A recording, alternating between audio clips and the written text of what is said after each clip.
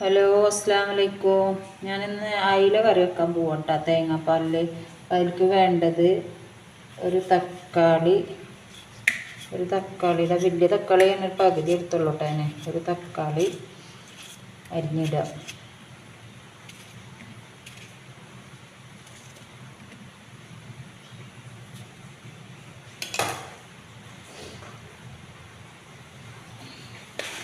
ആ തക്കാളിക്ക് ഇത്തിരി ഉപ്പിടുക.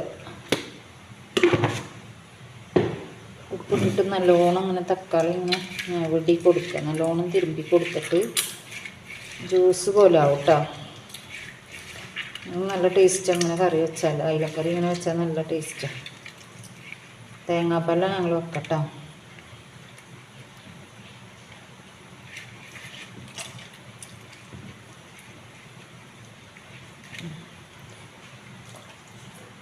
ഇനി അതിലേക്ക് വേണ്ടത് വാളപ്പുളി ഇല്ലേ, വാളപ്പുളി ഇത്തിരി പിഴിഞ്ഞ് അത് ഒഴിച്ചു കൊടുക്കും.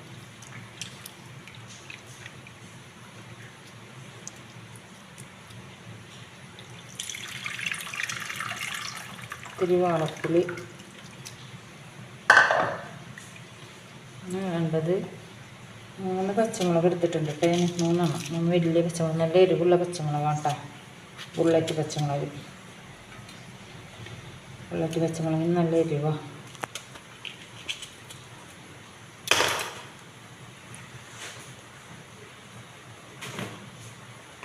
പിന്നെ വേണ്ടത് നമ്മളെ മുളകും പൊടി ഇല്ലേ, മുളകും പൊടി 2 ടീസ്പൂണ് മുളകും പൊടി.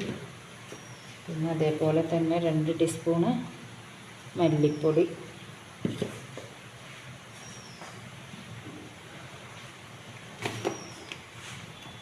അതേപോലെ തന്നെ 1 ടീസ്പൂണ് ഇത് നാടൻ മഞ്ഞൾപ്പൊടിയാണ് കേട്ടോ. വീട്ടിലുണ്ടാക്കിയ മഞ്ഞൾപ്പൊടിയാണ്, നല്ല മഞ്ഞൾപ്പൊടിയാണ്. അപ്പോൾ അതൊക്കെ ഇങ്ങനെ ഒന്ന് ബ്ലെൻഡ് ചെയ്തിട്ട്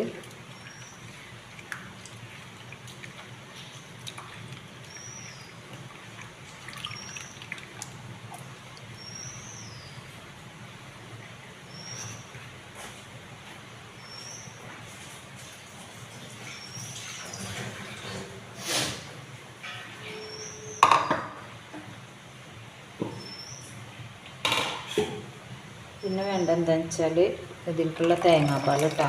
തേങ്ങാപ്പാൽ ഒഴിച്ചെടുക്കുകയാണ്.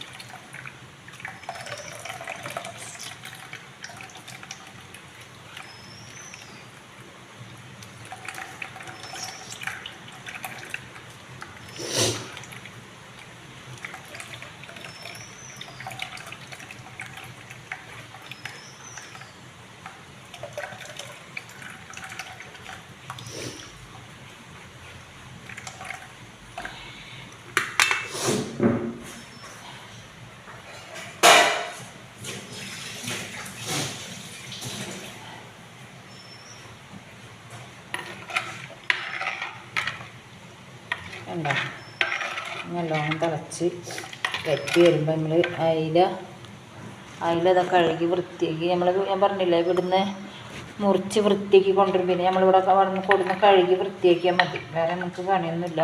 അപ്പോൾ അവിടുന്ന് കൊടുന്ന് കഴുകി വൃത്തിയാക്കിയ അയില കേട്ടോ. അപ്പോൾ അത്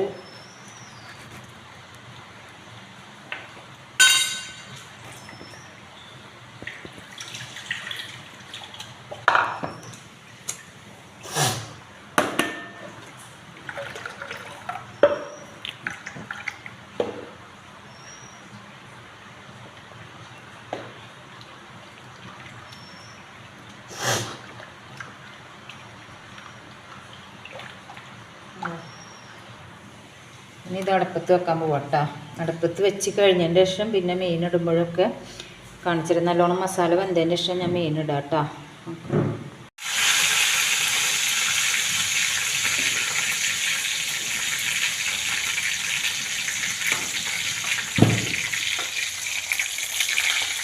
ഇതുകൊണ്ട് നമ്മൾ കറി വെന്തിട്ട് കറിക്ക് നമ്മൾ ഉള്ളി തളിച്ച് വെക്കണം കേട്ടോ. കറിക്ക് ചെറിയ ഉള്ളി തളിച്ച് വെച്ചാൽ നല്ല ടേസ്റ്റാണ്. ഇതാണ് നമ്മളെ കറി. ഇന്നത്തെ തേങ്ങാപ്പാൽ കറി അയില, വലിയ അയില തേങ്ങാപ്പാലിൽ കറി വെച്ചിട്ട് വെക്കുന്നതാണ് കേട്ടോ. നല്ല ടേസ്റ്റാണ് കറി വെച്ചാൽ.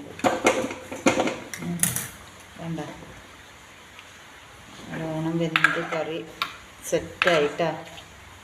ഓക്കെ, അപ്പം എല്ലാവരും ലൈക്ക് ചെയ്യുക, ഷെയർ ചെയ്യുക, കമൻറ്റ് ചെയ്യുക, സബ്സ്ക്രൈബ് ചെയ്യുക, എല്ലാം ചെയ്യുക. ബെല്ലൈക്കൺ അമർത്താം കേട്ടോ.